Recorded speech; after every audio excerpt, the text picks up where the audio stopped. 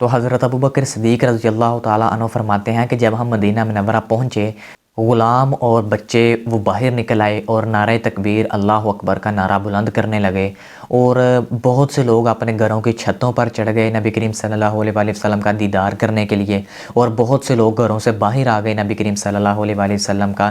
پرجوش استقبال کرنے کے لیے۔ اور جب آپ صلی اللہ علیہ وآلہ وسلم مدینہ منورہ پہنچے تو قبیلے والوں کے درمیان لڑائی ہونا شروع ہو گئی کہ آج رات نبی کریم صلی اللہ علیہ وآلہ وسلم کس کے گھر قیام کریں گے۔ تو آپ صلی اللہ علیہ وآلہ وسلم نے یہ پھر فیصلہ فرمایا کہ وہ خواجہ عبد المطلب کے گھر میں قیام کریں گے تاکہ ان کی عزت اور شرف میں عزت افزائی ہو سکے، حوصلہ افزائی ہو سکے۔ تو آپ صلی اللہ علیہ وآلہ وسلم نے ان کے گھر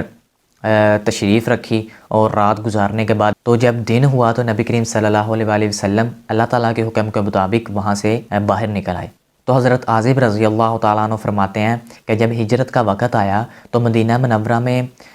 سب سے پہلے شخص جو داخل ہونے والے تھے وہ حضرت موسیٰ بن زبیر رضی اللہ تعالیٰ عنہ تھے، جو کہ بنو عبد الدار سے تعلق رکھنے والے تھے۔ ان کے بعد حضرت ابن ام مکتوم رضی اللہ تعالیٰ عنہ وہ تشریف لائے جو کہ نابینا تھے، وہ بنو فہر سے تعلق رکھنے والے تھے۔ اور ان کے بعد حضرت عمر فاروق رضی اللہ تعالیٰ عنہ جو 20 سواروں کے ساتھ مدینہ منورہ تشریف لائے، اور ہم نے حضرت عمر فاروق رضی اللہ تعالیٰ عنہ سے پوچھا کہ بتائیے کہ نبی کریم صلی اللہ علیہ وآلہ وسلم کا کیا ارادہ ہے؟ تو حضرت عمر فاروق رضی اللہ تعالیٰ عنہ نے فرمایا کہ آپ صلی اللہ علیہ وآلہ وسلم پیچھے پیچھے آ رہے ہیں۔ تو بالکل ایسا ہی ہوا۔ تو نبی کریم صلی اللہ علیہ وآلہ وسلم مدینہ منورہ میں تھوڑی دیر بعد جلوہ افروز ہوئے۔ تو اس کے بعد حضرت براء بن عازب رضی اللہ تعالیٰ عنہ فرماتے ہیں کہ آپ صلی اللہ علیہ وآلہ وسلم کی تشریف آوری سے پہلے میں قرآن مجید کی چند صورتیں یاد کر چکا تھا۔ تو یہ سارا واقعہ بتانے کا مقصد صرف اتنا ہی ہے کہ دیکھیں کہ کیا کیا تکلیفیں برداشت کیں ہمارے اصحاب نے، نبی کریم صلی اللہ علیہ وآلہ وسلم نے، صرف اس دین کی خاطر۔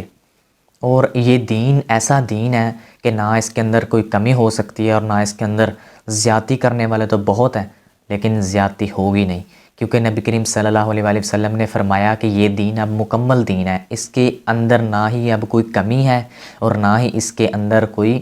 اضافہ ہونے کی گنجائش ہے۔ اس لیے میرے ہم عزیز دوستو، آج کی ویڈیو صرف یہاں تک ہی۔ اپنا اور اپنے پیاروں کا بہت سارا خیال رکھیے گا۔ میں ملوں گا آپ سے نیکسٹ ویڈیو میں، تب تک کے لیے اللہ حافظ۔